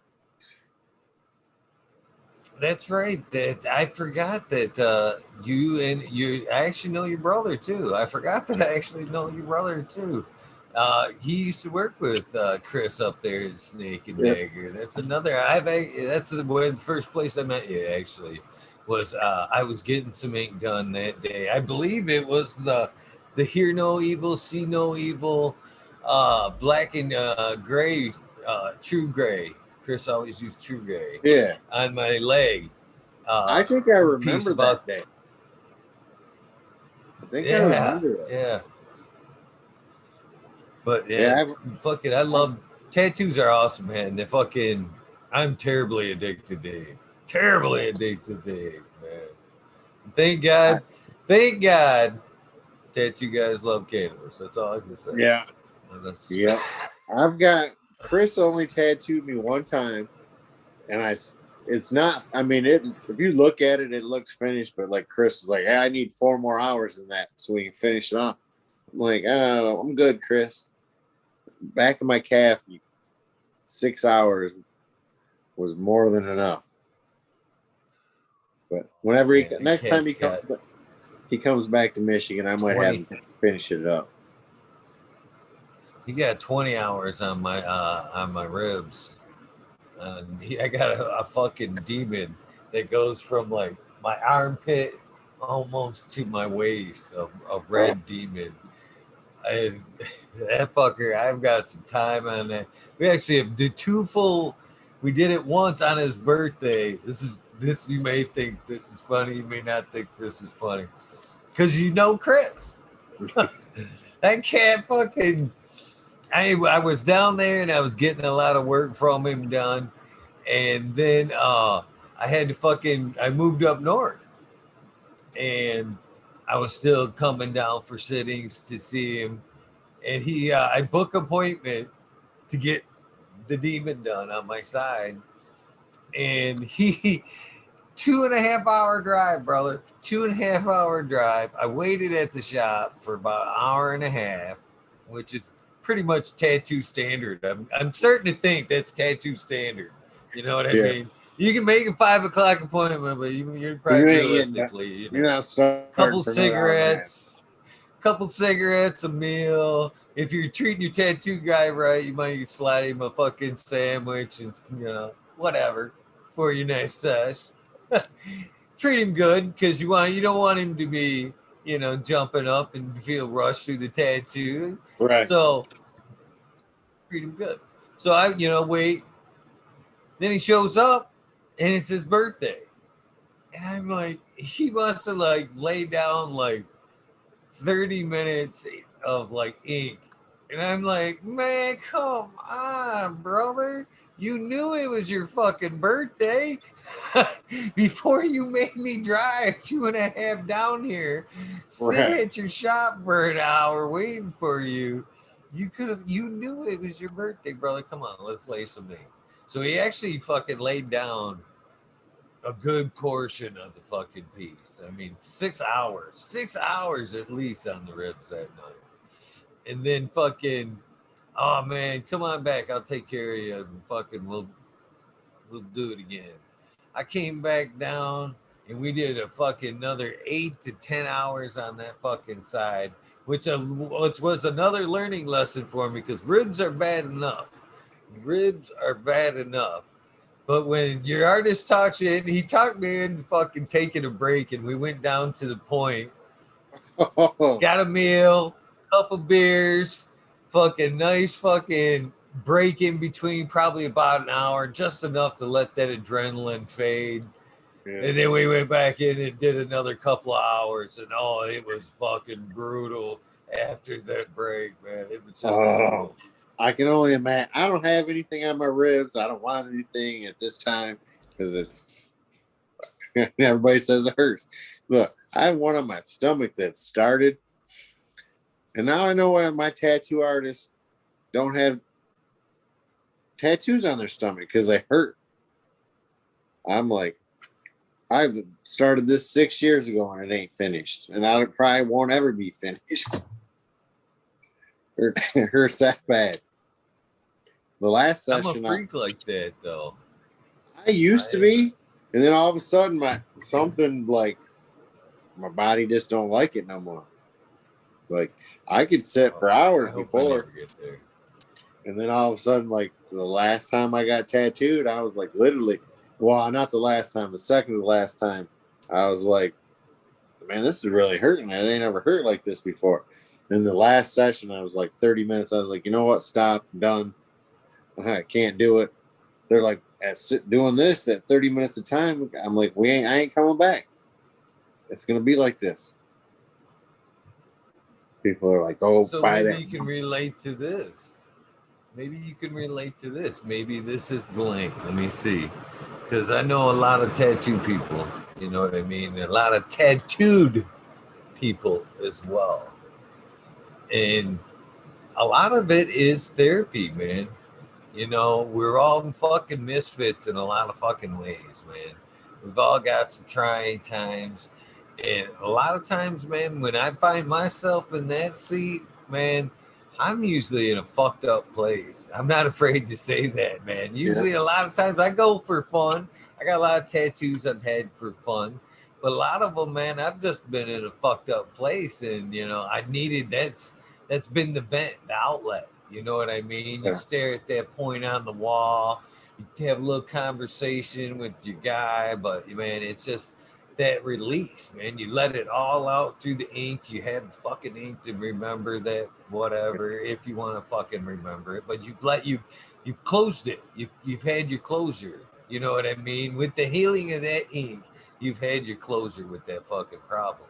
So maybe with that being said, maybe you've just, it wasn't your body changed. Maybe your life changed. You've just been, you know, in a better spot. You don't need that outlet. You know what I mean? That, yeah, very well could be. I never thought of it that way. Because, I mean, it makes sense because my body changed after I quit all the pharmaceuticals, strictly cannabis. That's when, you know, my body was like, you don't like this anymore. Because I, like you said, I get some tattoos just because I need to feel something other than what I'm feeling in my head. Sit there and just, you know, black out, concentrate on something, not really having a conversation with your tattoo artist, but not really, you know, he's in his groove and you're just that small talk that you can be like yes or no or shake the head. But, you know, once I got to that point where it was strictly cannabis, it's like my body changed and maybe that's it. I don't need that the pain, you know, or whatever I was getting from the tattoo, you know, that release. My body doesn't need it anymore. Well, if that's the case, I don't need it anymore. I don't need to get tattooed anymore because I don't want to sit through that. I mean, tattoos hurt. Don't get me wrong; they've always hurt, but they got to be where they like it was like, nope, I don't want to do this no more. Can't even bear through the pain to get it done. I'm like, nope, I don't want it. I'm done. But I can make the correlation between the two. Now you got me thinking. I'm be like, man, really, I'm be in my head now thinking about this. Like, man, because it's true. It's true though, man. I've said that a lot, man. I jokingly say, man, I don't want to. I have I got a guy up here now. I gave Chris shout out, Snake and Dagger. I might as well get fucking Pat Dark Horse Tattoo up here shout out. I jokingly say behind his back once or twice. I've said this to him, but I don't. I don't like to talk about the therapy part of it, man. If you knew how much fucking actually therapy on top of the beautiful ink that I'm taking away, I'd have to pay him extra. Yeah, you would. I mean, yeah, you'd have to pay him. Oh, yep. I need that extra cash because the therapy session we just went through. He was here 6 hours. I need an extra $600. It's $100 hour therapy session on top of the tattoo. For sure, Brad. I'm grateful for a lot of awesome ink, and that's the way I've used a lot of it. I appreciate the ink, but man, it's a lot of therapy and fucking. But man, I tell you this much. Even I can say this much is true. I've met some of the coolest motherfuckers hanging out in the tattoo shop. To be honest with you, all walks of life, man. Some cool motherfucking people got ink, man. They're cool places to. They should be coffee shops. I jokingly tell that with my current guy. I'm like, dude, you need to incorporate like a coffee shop in this because people like to fucking hang out there anyway. Why not sit with a fucking cup of coffee and talk shit with fucking people in the lobby there? That's like a long time ago. Last time me and Chris went to Las Vegas. I mean, he owned Snake and Dagger. We're in Las Vegas hanging out at a fucking tattoo shop. I'm like, what the fuck are we because we enjoyed it. And it's different people from, different city. But we're in fucking tattoo shop in Las Vegas. And still when I go on vacations, there's a tattoo shop. I'm going to hit it up just to check it out, check out their vibe. I might get something small. Maybe not now that my body doesn't like it, but probably still would. I know if I go back to Vegas anytime soon, I'll get another tattoo out there. You go to Vegas, what happens in Vegas stays in Vegas. Now I got a bad tattoo in Vegas because of Chris.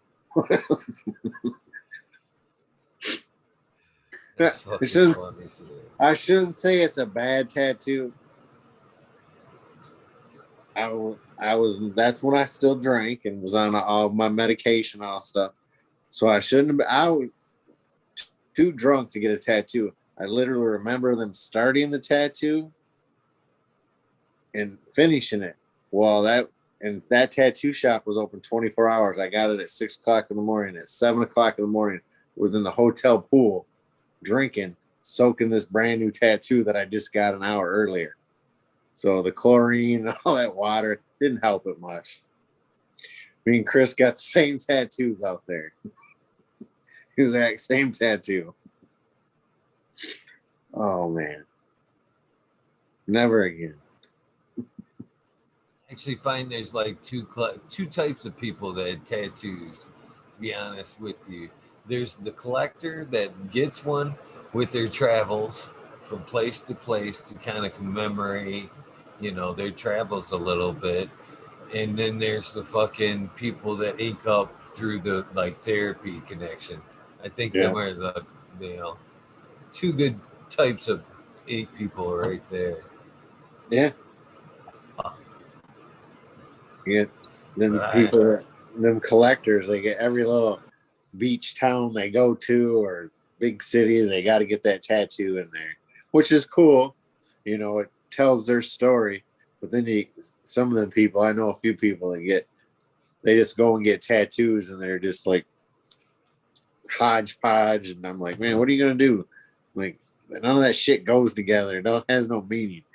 You thought it was cool at the time. I mean, I got some tattoos that I thought were cool at the time, and now I'm like, I don't know why I got it, but I did. I'll show you, Dwayne. I talk about this with a few motherfuckers on this show. Some cool people, and I've talked about. I've actually talked to a few people at Snake and Dagger and a few other tattoo shops about this in particular tat. I have one right, the same one that you outgrow, and you're like, and that's, you know, I have some pretty decent ink. I think most of it is on my lower half. I'm fucking tatted all the way to my toenails, and fucking a lot of it, the better stuff's out there. But this was the first motherfucker right there.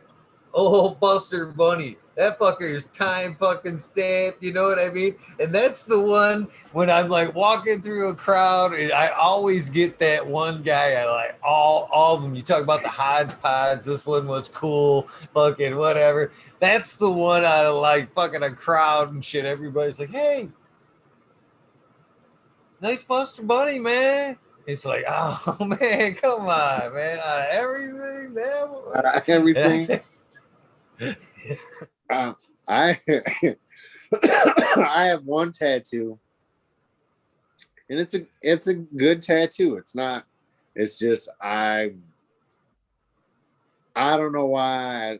Because I was at a tattoo shop and the tattoo artist was like, "Let me tattoo this on you." Well, I got it. It's not a bad tattoo. A few years later, we're at the Detroit Tattoo Convention. You know, because you go to tattoo convention, you got to show off your tattoo. So I'm wearing shorts because it's on my leg. You know, famous tattoo artist was like, from across the room, it's like, hey, yells at another famous tattoo artist. Didn't you do a cover up of that tattoo on your tattoo show, Big Gus? Big Gus was like, come here. He was like, let me look at that. He was like, you know, I just did a cover up of that on my show. I was like, yeah, I know. I don't know why I got this. He was like, but damn, yours was pretty good. He's like, I covered up for $5,000 for you. I was like, yeah, it'll stay there forever for that price because I ain't getting covered up for that price. It'll be there. It was free. Keep it.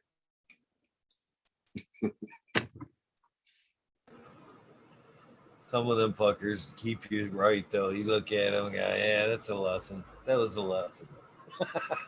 That was a lesson right there. I'll never do that shit again.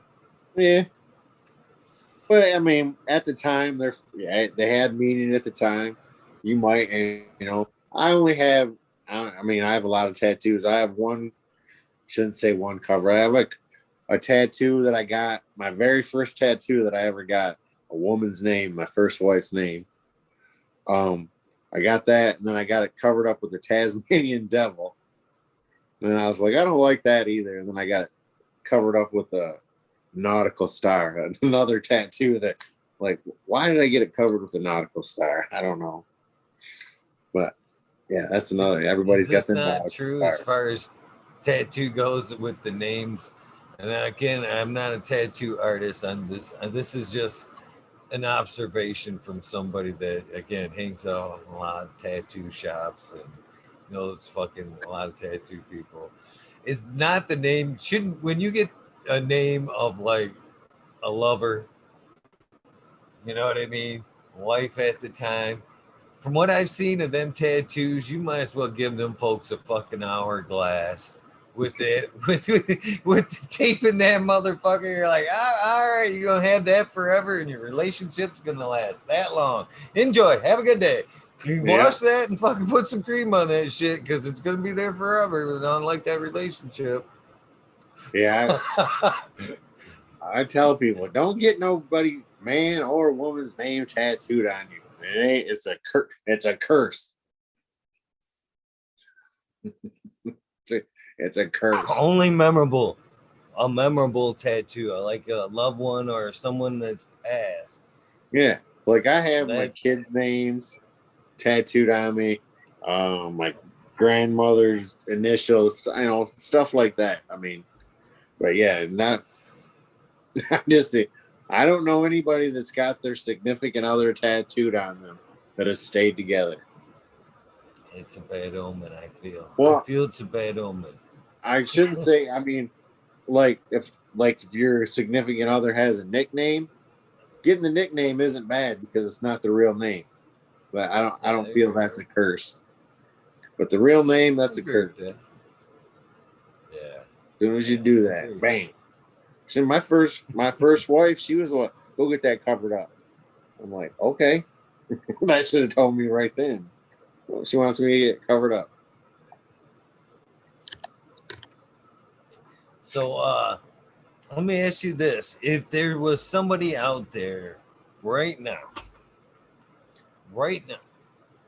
that is struggling with PTSD and was considering cannabis, what would you say, my friend? What would you say that would be the advice would you give to them? Because I mean, I didn't when I started really using cannabis for my PTSD, I didn't have anybody to guide me per se, I guess. But I would tell them, I'm like, because it took me a while to find out what strains did what to me. You know, it was a trial and error. Now I can, which everybody's body's different. I can only tell them what, like, for me, I like indicas or a hybrid, with indica dominant because sativa just gets not so much anxiety, but gets my heart racing. Like, yeah, I don't like this, I don't want my heart racing, all that stuff. But to do some research before they jump headfirst into it, because it might not be right for them. It might. I know a veteran that I tried to get to use cannabis. Um, it just had the opposite effect for him. It made him paranoid. I mean, literally, no matter what we tried, an edible or doing a dab, he was paranoid. Couldn't overcome. I was like, I tried to explain to him. I'm like, it's just like any other medicine. You got to, get a little into your system so your body knows, but it just nothing worked. It was always, got paranoid. And so people, they have, before you jump in, do your research. I mean, and when you get meds, not get them from somebody that cares, not just some bull crap.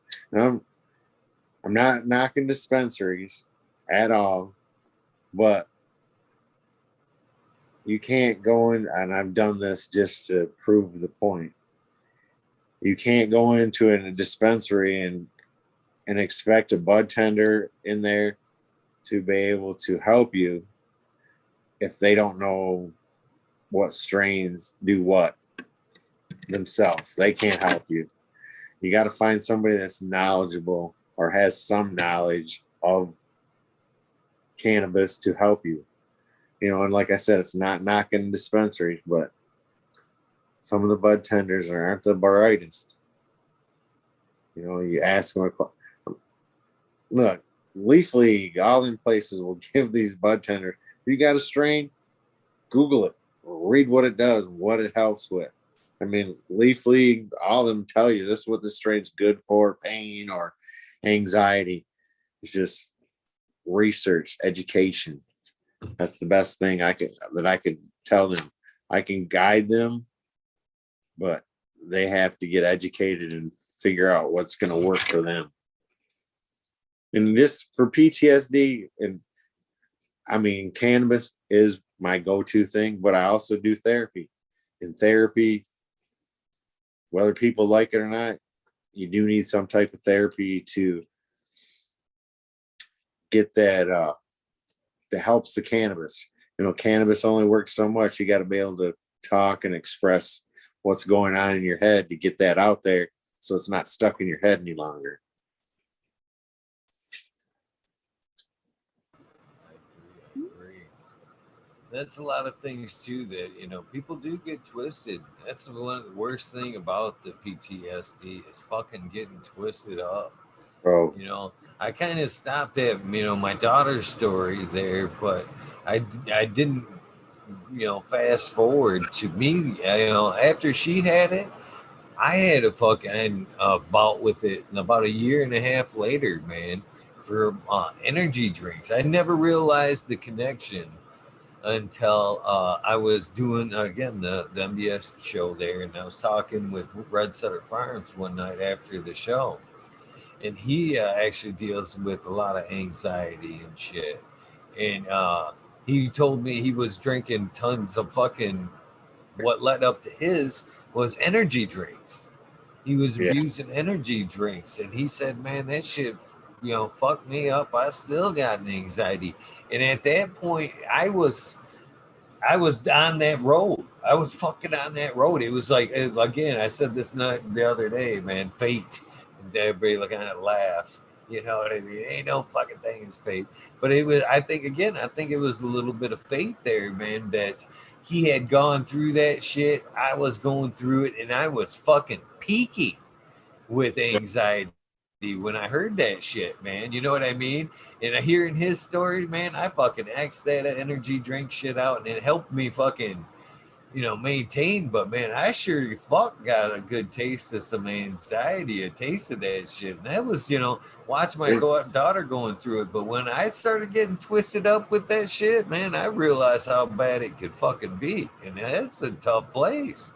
When I had my first full on anxiety attack, I didn't know I was having it. I was like, literally, I thought I was having a heart attack so much that I drove myself. I was like, look, people are thinking I'm crazy. I drove myself to the hospital, walked myself into the emergency room. I said, look, I think I'm having a heart attack. And of course, when you say heart attack, they move a little quicker. And I took my blood pressure. It was like 190 over 100. Got me back in there, hooked me up to this IV, which gives you the nitro. It's got nitroglycerin in it, gives you a super headache. And all to come out, find out I had an anxiety attack. And they were like, yeah, you just had an anxiety attack. Well, this is not fun. And I'm not taking these drugs no more that you keep prescribing me. I'm just going to smoke and not have the anxiety. I still have anxiety, and because I drink energy drinks, I drink at least 2 a day, and I drink Coca-Cola on top of that. Those are my only bad vices. But if I could cut out the 2 energy drinks a day, I know what little anxiety I'd have would be cut in half once again. It's just the military gives that shit to you, when you're overseas and you just pound that stuff. And so I still drink 2 a day. I know it's terrible, but I just love it. I actually would, again, when I was going through that shit, man, actually fucking a couple of things I see looking back that I was a little disgusted on my habit was fucking that shit. I think it was working on me like Ritalin, to be honest with you. It was burning up the natural energy I had. So that first one, and I was like trying for the energy, fucking that fucker just bloop, took out all my natural energy, and I needed the second one to kind of go replace the energy I burnt up with the first one. So actually, when I cut that shit out, I noticed my natural energy kind of fucking come back. But with the sick thing, I never really seen this. Again, it was a weird instance how shit played out. Was I got stuck taking back bottles. I used to give that shit to kids. You want that fucking money? Take them bottles. Boom, there's fucking $20 right there. Take this shit back. It's yours. Congratulations. I got stuck taking it back. And so I'm fucking taking back bottles, and it wouldn't take back my fucking energy drink cans. And being the cheap motherfucker I am, I'm like, I pay 10 cents for these motherfuckers. I bought these bitches here. They're taking these motherfuckers back. And so I'm like right over my shoulder and I'm taking these fuckers right to customer service. I'm getting my shit out of this, to be honest with you. And these are things I'm saying aloud in there.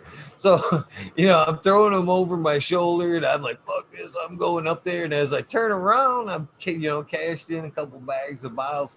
I look behind me and I've got half a fucking grocery cart of fucking cans. You know what I mean? That in itself was like, ugh, my gut instantly hurt because I knew that was a 1 month supply of fucking bottles. You know what I mean? And it's February. It's a short month.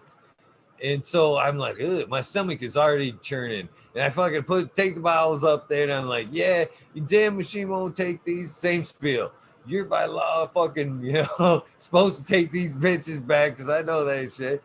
Here. They're like, all right, I'll take it back, but you got to count them out. They kind of push over their little fucking container. There you go. And I'm like, all right, I'll play your game. So I fucking count them out. And there's fucking 65 energy drink cans in there from February.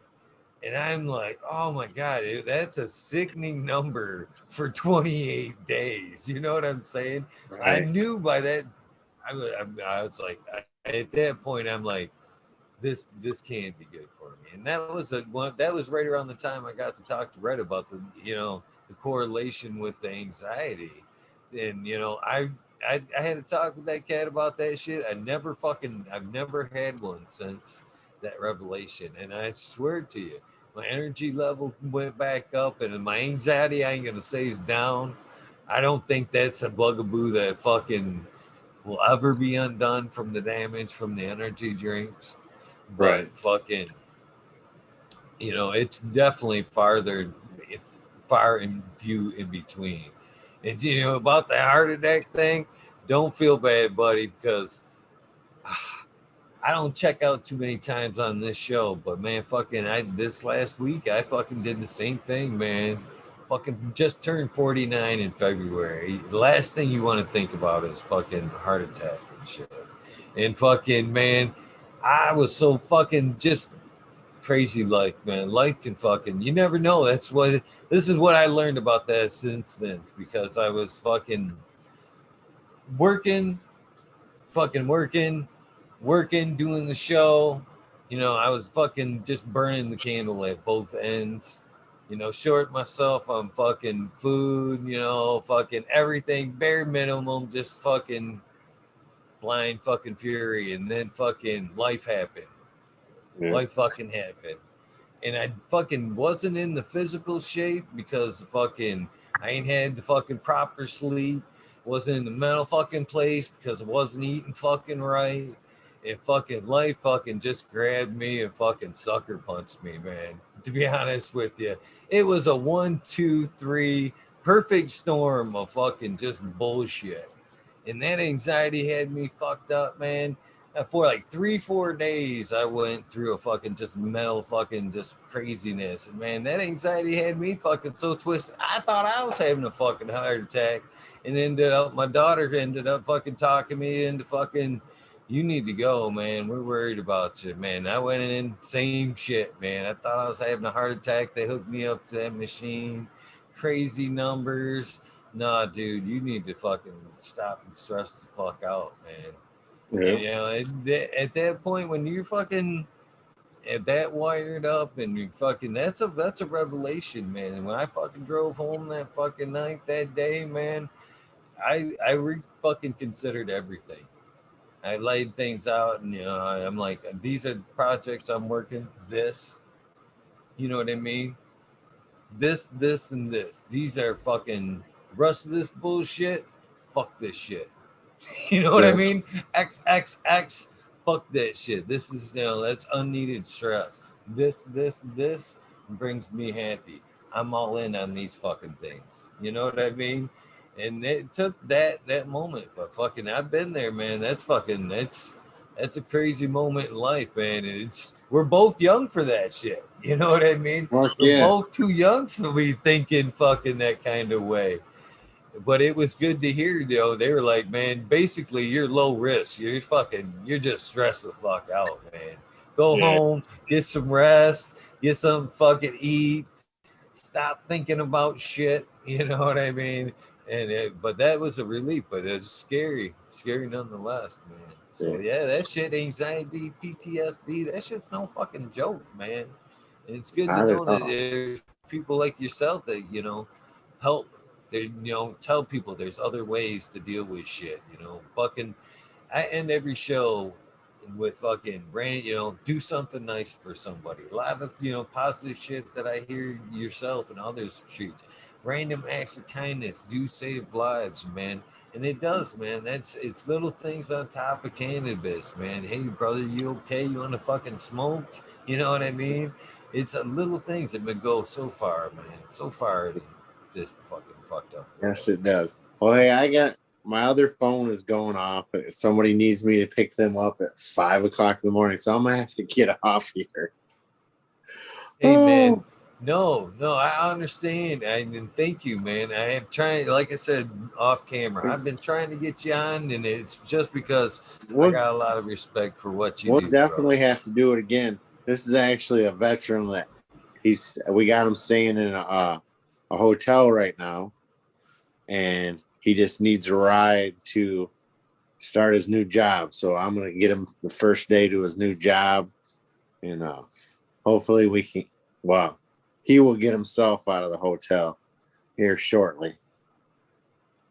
Yeah. Yeah. Well, before you go, I got a couple of things Okay. I would like to one tell you, and the other is basically I want to ask of you.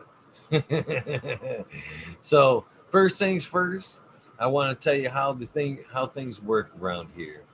Is basically, I don't know if you've had a chance to watch the show or not, and then if you haven't, it makes you even a I've cooler watched a couple. motherfucker that you just volunteered to do it. So, you know what I mean. Way things work around here is I try to spotlight some people that are I think that are doing some cool shit in the cannabis industry and get to know a little bit more about them. So it's easier for people to support the people they see. You know what I mean? It's easier to sit in on a session and go, man, that dude's fucking cool. I can follow along with what he's saying and doing. That's what a Right. lot of what this show's about. And a lot of times, like I told you, this show goes from 11:30 to 4:20. It doesn't always go that long. But what happens next is I'll pick up with what I call the wormhole. The wormhole is how the wormhole works is it basically a fucking filler for past my, to help me get through the rest of the night. And it's for nights when I don't have a guest, there's wormholes. Monday nights, you can bank on as a wormhole. So what the wormhole is a free invitation. You have this Zoom link. Since you've done the spotlight, you are an open invitation to any wormhole. Any wormhole.